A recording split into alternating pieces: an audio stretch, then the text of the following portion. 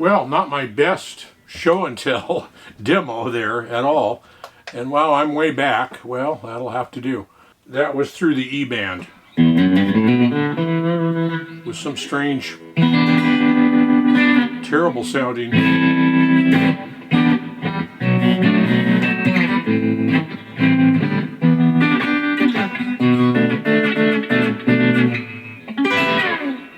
Some terrible sounding backing track. Now I'm going through a Howitzer 15-watt amplifier by Electro Harmonics into a 1x12 Fender cab. I think we need a little volume here.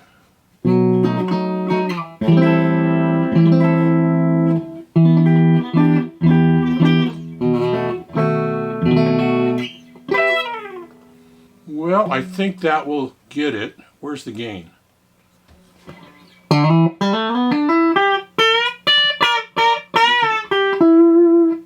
So, yes, I'm going through a normal channel on a Howitzer into a 1x12. This is a 75th anniversary made in Mexico Fender Stratocaster. And it's an interesting thing, and it's got a matching headstock, which I've never owned one with a matching headstock. And I kind of like it on some of them.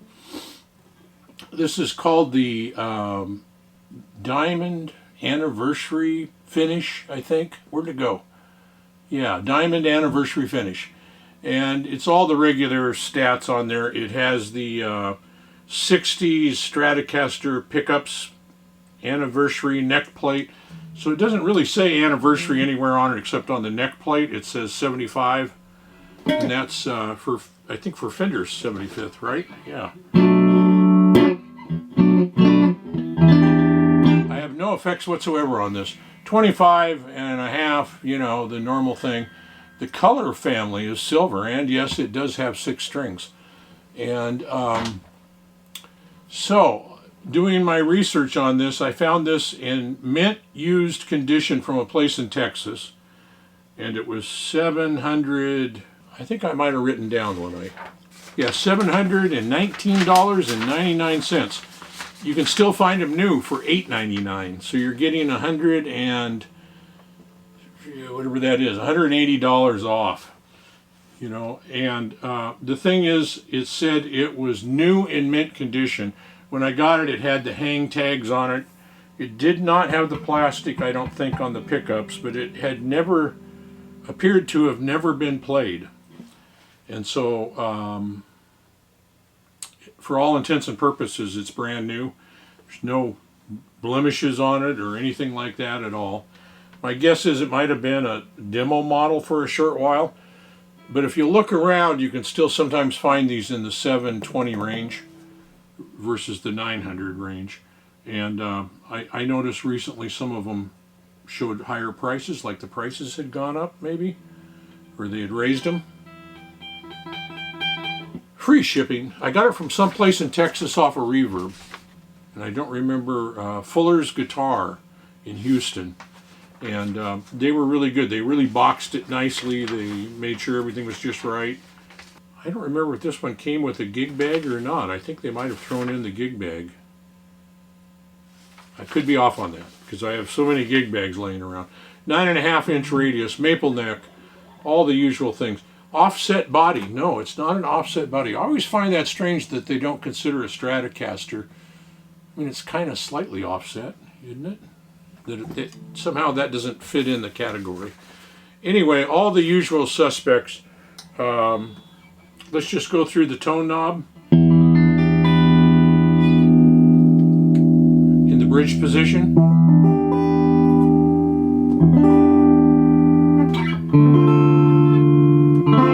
Starts to open up around 6 or 7. And then that's about it. It kind of goes from open to close. Well, maybe a little, maybe 2 or 3 different variations in there. In the middle position,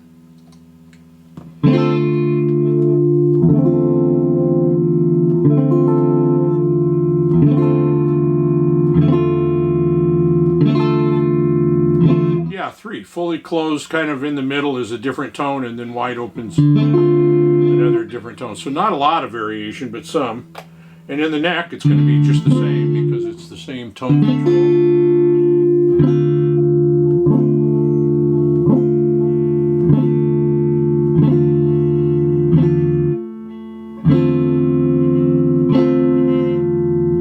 Kind of starts to open up a little later on the neck and the middle on that tone control. And the same thing, about 3.5 variations in there. Not a lot. Oh, that's interesting. The volume knob is basically fully on or almost.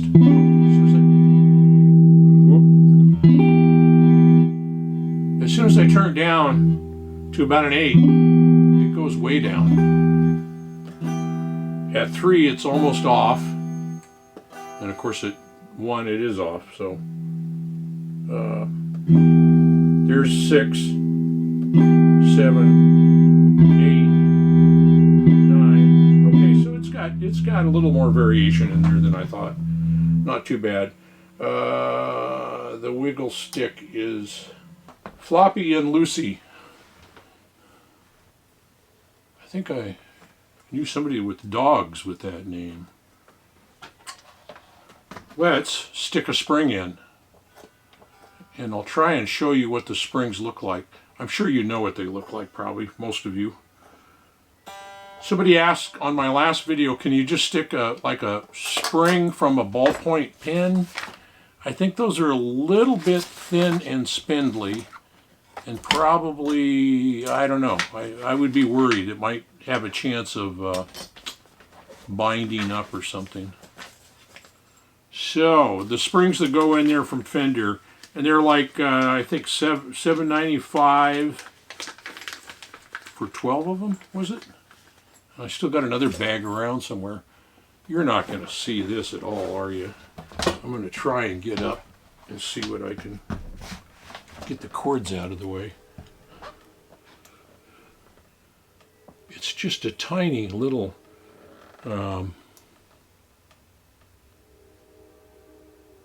you can't see that, it's not in my palm of my hand. I don't know how close that camera can focus, but it's a fairly hefty duty spring, but very short. And I'm going to, and just by compressing it against the bottom of the whammy bar, it gives it some tension. And I noticed on the red, was it the red one? On one of them was a little wobbly back and forth, and oddly enough, it actually helped get rid of that a little bit. So I'm just going to drop the spring right down in the whammy bar hole. Now, I've heard on old Strats or on some Strats where there was no bottom to the block there, and that you could put a spring in there and it would simply go right through somewhere into the cavity underneath the bridge. So let's tighten this up. And there we have it. It's really tightened up with just that little spring in there. And now I can put this anywhere I want to put it, and it'll stay there. And if that's not enough, you can go around one more time and get a little more tension in there. Getting the spring out, I've heard people talk about that you need to put a little piece of tape when you're carrying it around. Take the whammy bar out and put a piece of tape so it won't fall out. I've never had one, I've never done that, and I've never had one fall out. So that's good. So what else is there to talk about? I don't know. The neck, the fretwork on this is okay. It's not bad at all. As usual, nicer down here than it is up here. Just by a little bit, though. It's not as good as the red one. And it's not as good as the one I got coming up, which is way out of really, really good. The nut on this looks just great. Looks just fine. Why am I not getting sound? Oh, I didn't plug in. Of course, You have to plug the guitar in. Started playing when I was 11. Number one, I should be better. Number two, I should probably know electric guitars have to have a chord.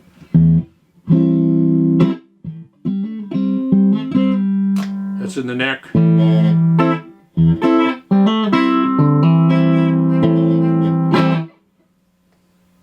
In the bridge now, right, that was in the bridge. And in the middle.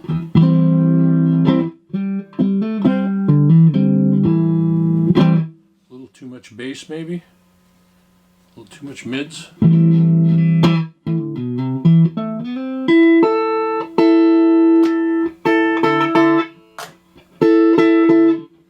I like the sounds of these pickups. As soon as I start to overdrive them, it gets a really sharp, slightly brittle sound.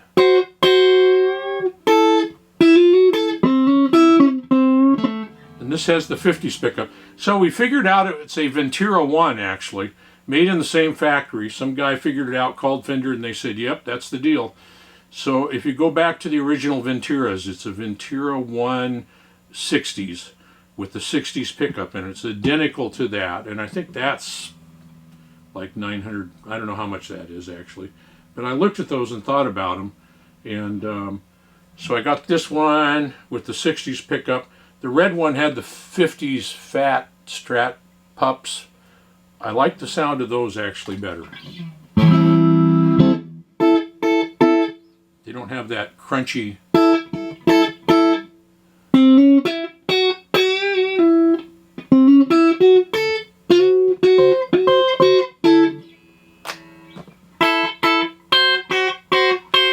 Well, as soon as I go to that bridge pickup, I really want to add some bass in to give it some.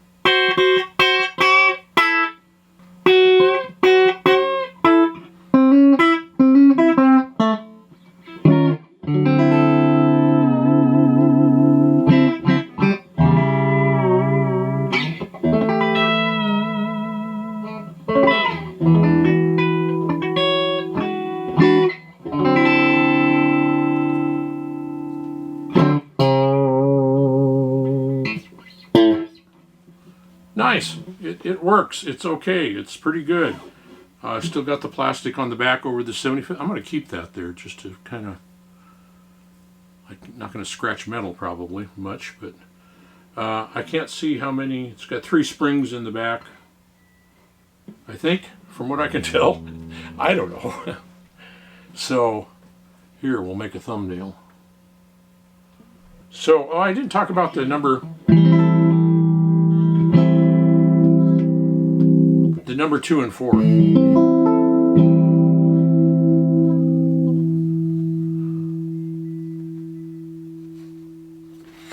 Yeah.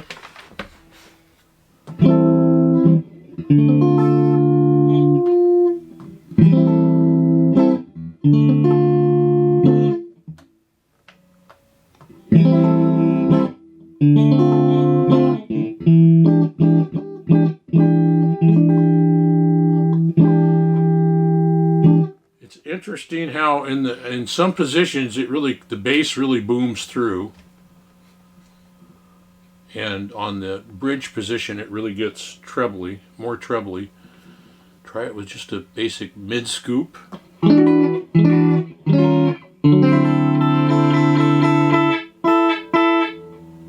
Yeah.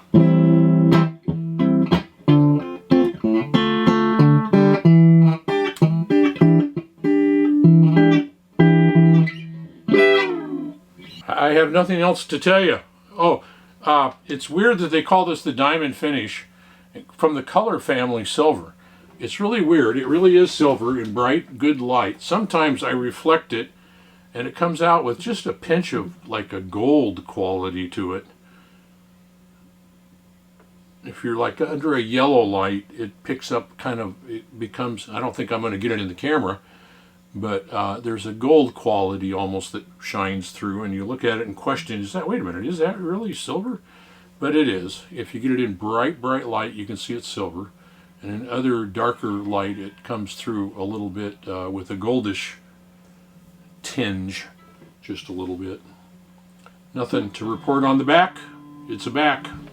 And I think that is all I can tell you about it. So let's get out of here.